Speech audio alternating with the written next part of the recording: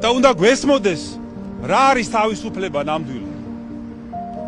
რომ ეს არ არის მხოლოდ ის რომ აკეთო რაც მოგესურვება და რაც გინდა. არამედ ეს არის შეგეძლოს მართო შენი თავი. აკეთო ის რაც მართებულია და საჭიროა.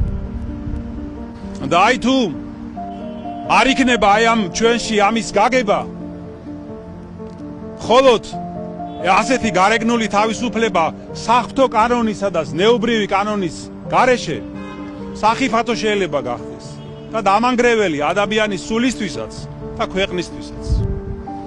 ასე რომ აი ძვირფასო ძმებო და დებო, თუ ჩვენ გსურს რომ შევინარჩუნოთ და განვავითაროთ ჩვენი თავისუფლება, პირველ რიგში უნდა სულიერად ვიშრომოთ.